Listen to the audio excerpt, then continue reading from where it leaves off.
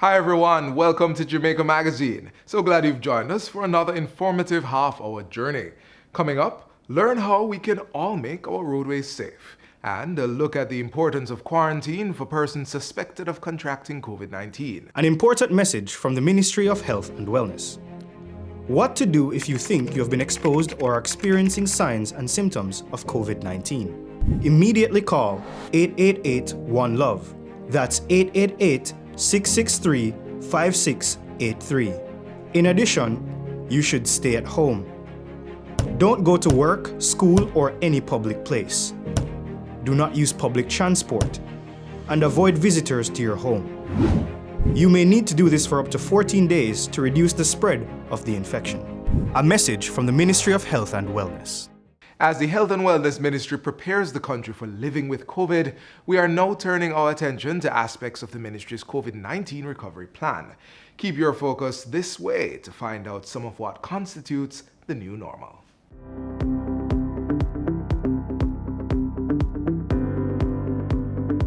Our response plan, as you recall, has 4 phases: the inter-pandemic phase, the alert phase, the epidemic phase, and of course the recovery phase.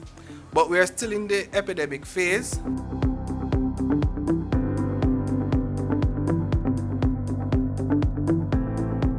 Living with COVID means, first and foremost, that we always have to be cautious. We cannot let our guard down.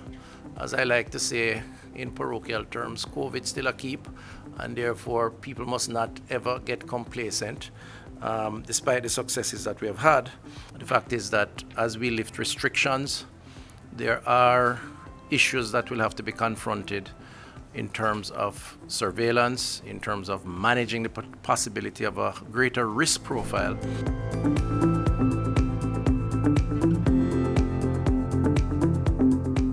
The ministry has been working on a plan in recognition of living with COVID.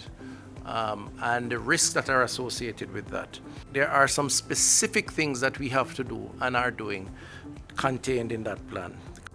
These include a review of the existing legislation to bring them in alignment with international health regulations, requirements, and the drafting of policies that support infection prevention and control measures at home, in the communities, and at the workplace. So it's a review of the process that clearly reinforces the general messaging that we have been pushing around: physical distancing, wearing of masks, sanitizing, cleaning surfaces, and this is going to be the new standard operating procedure, the new normal that we like to call it.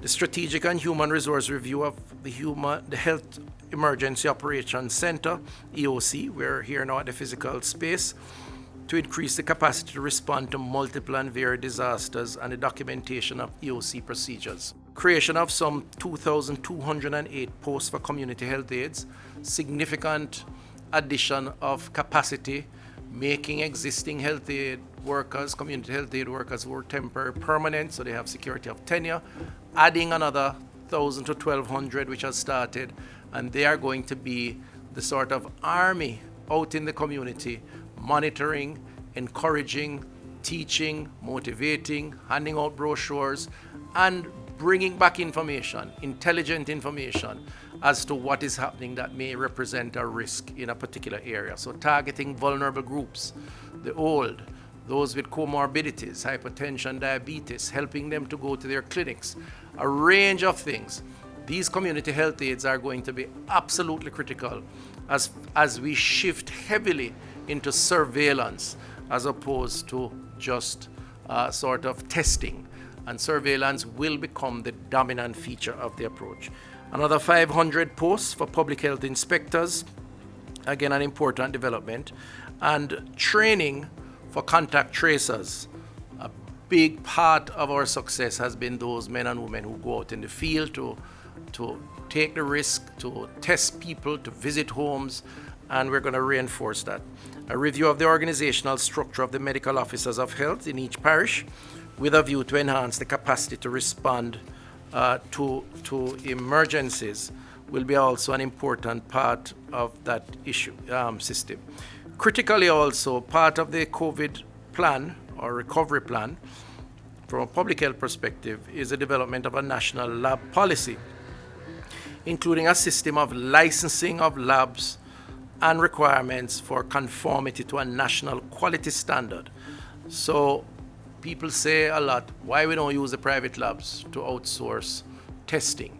Truth is, private labs, as it relates to COVID, do not have the equipment, do not have the accreditation, and do not have the training to either collect the samples or to test. And so it is not that we want to do everything in the public space at the university or at the National Public Health Lab. It is because we are the only ones that are accredited to do it and the only ones with the machines to do it. Now, we need to play catch up, but better late than never. We need now to get our private labs engaged so that should an event like COVID reoccur, we can manage through collaboration with the private sector. And that has started. We've started to train some members in the private space. Accreditation will take some time, but even if it's just for collecting of samples, that is going to be very possible. So that's going to be a very important part of the process. And finally, the approach will involve an assessment of the sea and airport protocols. So the idea around ensuring we have the protective gear, the training, if necessary, the expansion of staff, isolation rooms, all the gadgets that are required, because it is in the coming and the going of Jamaicans and non-Jamaicans that contagious diseases can spread. And so we need to review that process and enhance that process. So all contained will be part of a plan, which we will unveil in due course, that will represent the new norm, if you will. And over the next year or so, for however long COVID lasts as a threat, we will engage stakeholders to be a part of offering that solution.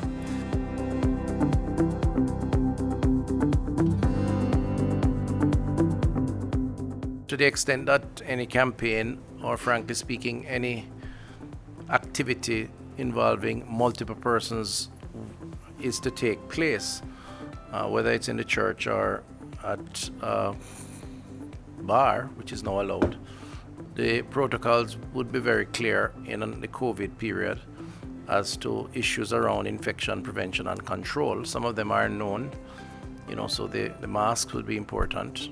The physical distancing. So we it's hard because persons as Jamaicans are used to the touchy-feely type of approach. We are a friendly people for the most part. And so you have to encourage, and that would be a protocol that would be important. And of course, the sanitization.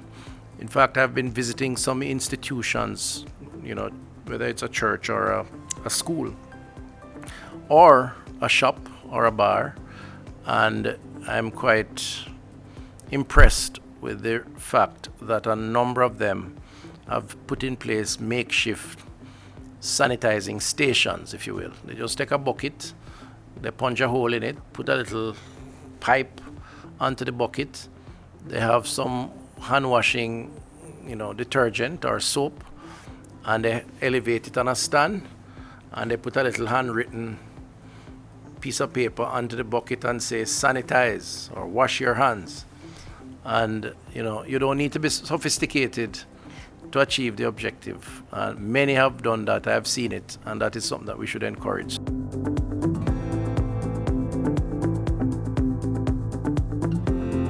In going about our day-to-day business nowadays, we have to pretty much assume that everybody has COVID. And so therefore, how we operate within our business spaces, within our recreational spaces, within our homes, we have to take that into consideration.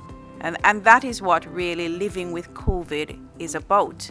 The fact is that you cannot tell if somebody has COVID.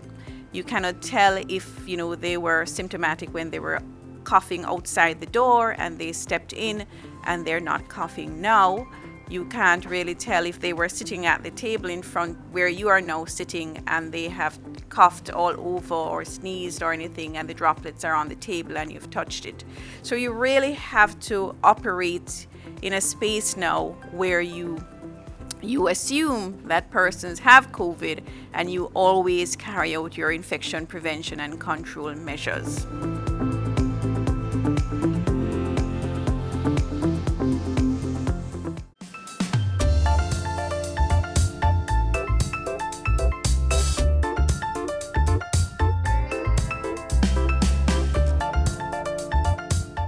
Jamaica Social Investment Fund, JSIF, celebrating over 20 years of investment in community development.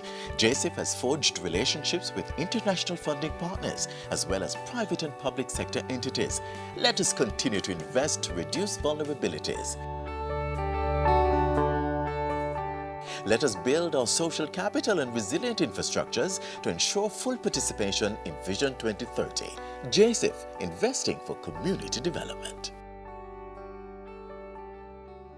One of the key infection prevention and control measures being used to deal with the spread of COVID-19 is to quarantine persons suspected of contracting the virus.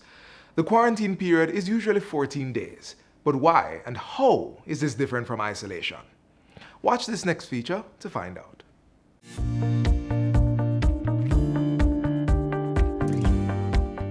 The purpose of quarantine is to closely monitor patients so that symptoms can be picked up early and the appropriate measures taken. This tool of public health, quarantine, works by separating and restricting the movement of people who may have been exposed to a contagious disease to see if they become sick. As many countries, and eventually Jamaica, began to grapple with the introduction of a new strain of the coronavirus called COVID-19, quarantine has been one of the measures implemented. In Jamaica, it begins at our ports of entry. Government assessed the risks and identified several countries that posed the greatest risk to introducing the virus on the island through travel from their citizens or Jamaicans in the diaspora. Travel was restricted, and those granted landing privileges were assessed and determined if they needed to be quarantined. Persons are generally placed in quarantine for the established incubation period of the particular disease. As it relates to COVID-19, that's 14 days. When we place persons in quarantine, what we want to do is to monitor on a daily basis and to ensure that if there are any symptoms that are developing, we pick it up early before the person reaches to a point where they are coughing or sneezing and are more likely to be able to spread the virus. There are, in general, two ways in which persons can be quarantined: in a government facility or at home. The process of quarantining persons at home is not a simple one that we just send persons home. The homes are investigated by the health department. We ensure that there is adequate space for the person to remain far away from other persons, and we ensure that the person is educated as to how it is that they conduct themselves, how it is that they move around. We ensure that the family is also educated, and then the health department checks on this patient on a daily basis. Now that check may mean that the person may be given a thermometer and they're asked to check their temperatures, and they're given a log that they monitor their symptoms, and this is reviewed by the health department on a daily basis. If necessary, the health department visits the home on a daily basis as well. So we restrict persons who are in quarantine from going outside of their homes. And essentially in a home, what you really need is just a room and an adjoining bathroom. The general precautions in terms of making sure that you keep your distance, 3 feet is what we recommend. The person who is at home who of course does not want to spread any possible thing that they may have to their relatives will take the necessary precautions in terms of some of them may wear a mask, okay, to prevent. If they're talking to their relatives or friends, they may choose to wear a mask. The washing of hands is very, very important, because any kind of droplets that get on your hand, you can transfer to your face, and you can therefore get it into your ear passages or into the eyes and cause an infection. So the washing of hands, making sure that you have that facility, and also for hand sanitization, if you don't wash immediately, that is also recommended. As at March 17, there are 4 government quarantine facilities across the island. Essentially, for a quarantine facility, what we really need is that the person is separated from other persons and there is minimum contact. When persons are quarantined at one of these national facilities, they are kept in a room and monitored daily by members of a healthcare team. They are fed and their daily needs met during the quarantine period. In some cases, a third form of quarantine may be required, the quarantine of an entire community. For instance, approximately 12,000 residents of 7 and 8 miles in Bull Bay St. Andrew are now under quarantine, following news there was community spread leading from the first person to test positive for the novel coronavirus in Jamaica. Like home and self-quarantine, residents are required to be quarantined in their homes for 14 days. They are required to remain inside their houses and not wander about in the community unless necessary. They must remain within the mapped-out boundaries of the community, which are now manned by the security forces. During the period, government will deliver care packages to the residents, which include food, water, and in some cases, medicine. They are also educated on what is happening to them, what to expect, and how to prevent the situation from escalating. Whether persons are in home or government facility quarantine, it is important that they abide by the quarantine guidelines, maintain a positive attitude, and contact the Ministry of Health and Wellness COVID-19 helplines if someone in the household gets sick.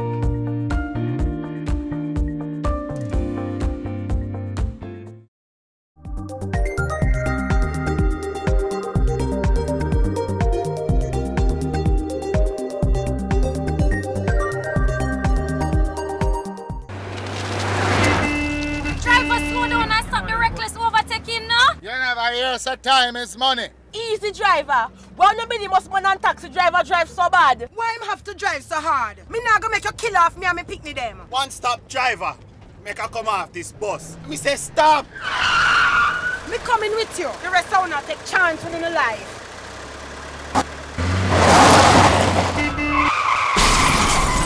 Lord of mercy. That could have been us. And look how we want the money. Passengers, your safety is in your hands. Say one-stop driver and get off if the driver is speeding, overtaking recklessly, and not obeying the rules of the road. Don't give away your life. It is too precious. There are grave emotional and personal losses that result from road crashes, not to mention the impact on our productivity, economy, and healthcare system. As a people, we can strive to preserve and improve our quality of life simply by practicing safe road use to prevent fatal crashes. Our next stop is with a road safety expert to help us with that. It could be the cause of a traffic holdup, disturbing the smooth movement of vehicles. It could be the cause of your arrest or punishment, where, depending on the degree of your offense, you're likely to be fined or jailed.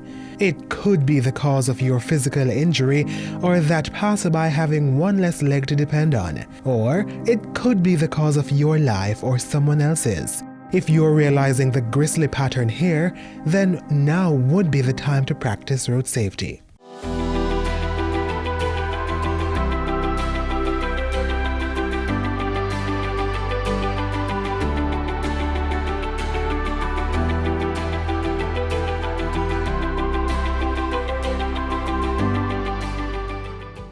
Road safety implies that measures are in place to limit or prevent road crashes or injuries to users of these thoroughfares.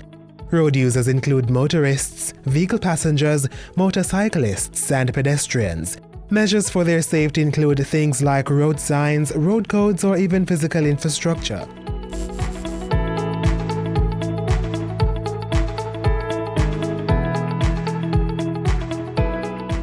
On the traffic network, we have various road signs. So we have mandatory signs, and we have warning signs, and we have informational signs. So the warning signs are basically those signs that tell you that there is some impediment ahead, there is some issues ahead. So you'll see those are normally in the yellow and the black. So they will tell you that there's a traffic light ahead, there's an intersection ahead, there is a corner ahead, and there are other physical features ahead, or bridge, etc. We have the mandatory sign. These are signs that must be obeyed. If you disobey them, just know that you will be issued a traffic ticket. Those signs are normally red. They normally have a red in them. So keep your money in your pocket by obeying those red signs. So they are normally red and white or red, white and black. So that's the common feature of those. Then you will see the signs that are informational. Some of them are blue, some are green. Those just tell you where you must go, how many kilometers away you are from a particular township or location.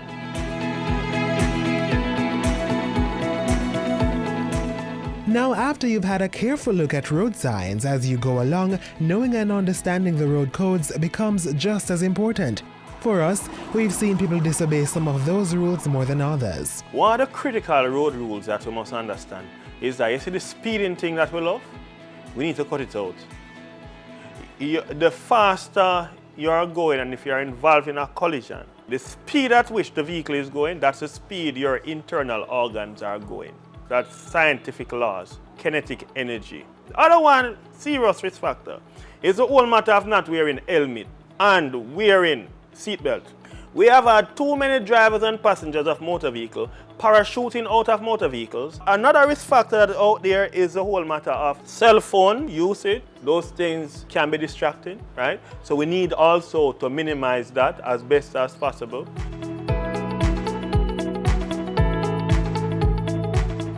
Physical infrastructures have also been implemented to ensure a safer passage on our roadways.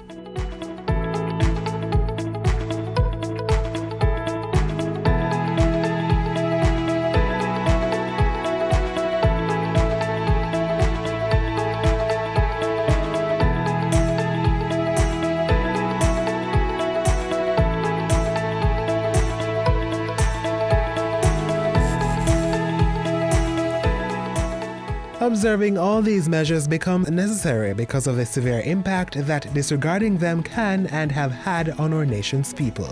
The numbers are always alarming because for a little country like us, and we've gone 178 days, that's pathetic. But last year this time it was 218. Now it's 178, 40 less. These crashes tend to occur on the road surfaces that are nicely laid. That is not to say that they don't occur on the bad roads, the road infested with potholes and bad. I'm not saying that. There are few occur on there, but majority of these fatal crashes are occurring on the nicely laid road sections. And when we look at what contributes to the crashes, we are seeing the human behavior being perpetuated.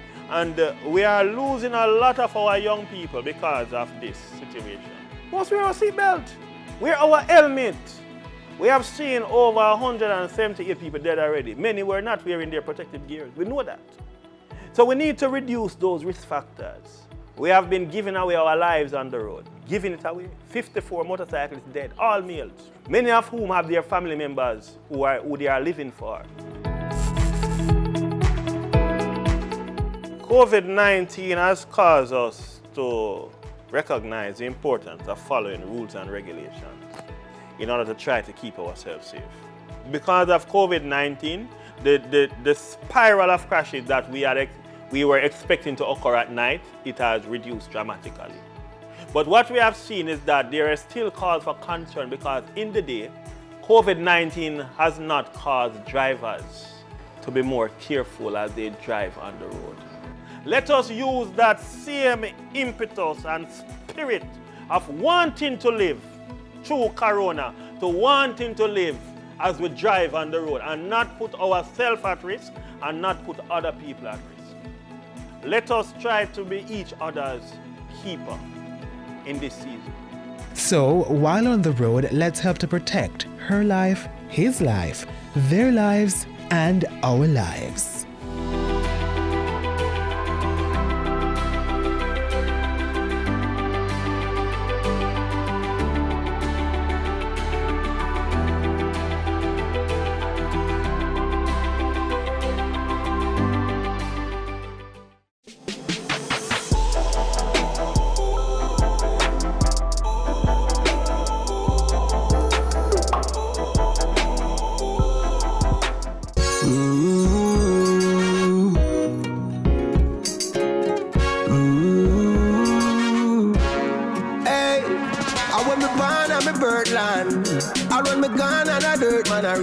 bad man. People are research the best place on earth, so make me introduce you to me island. If there's a heaven and earth, it gotta be the place of my birth. Masterpiece of the creator's work, Mother Nature live in concert. Perfection in the creation, breeze and sunshine all day long.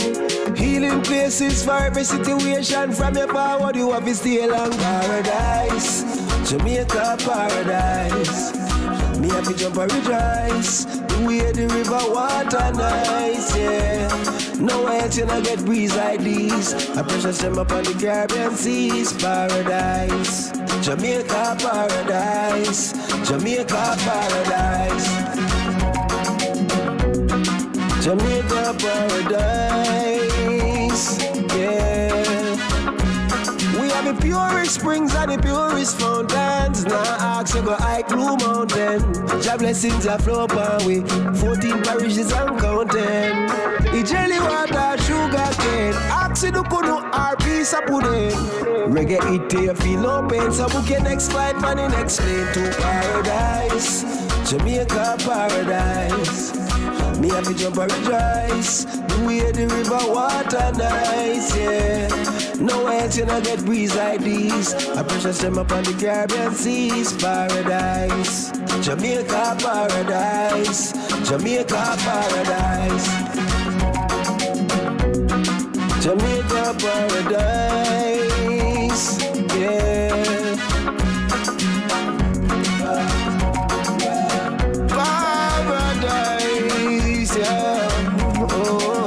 What a place nice.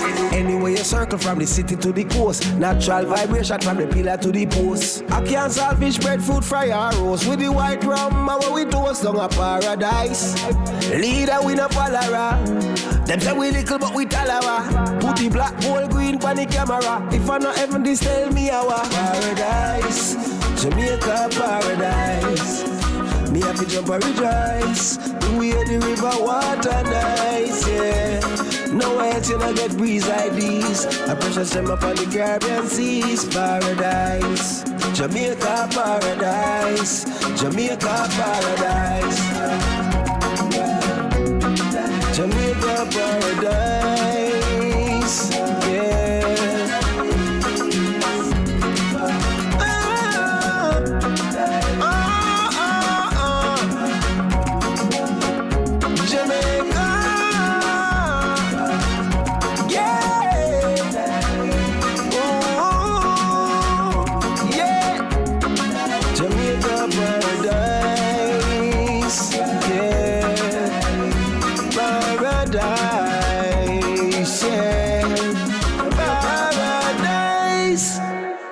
And on that entertaining note, we close Jamaica Magazine for today. Be sure to join us again tomorrow for another informative edition.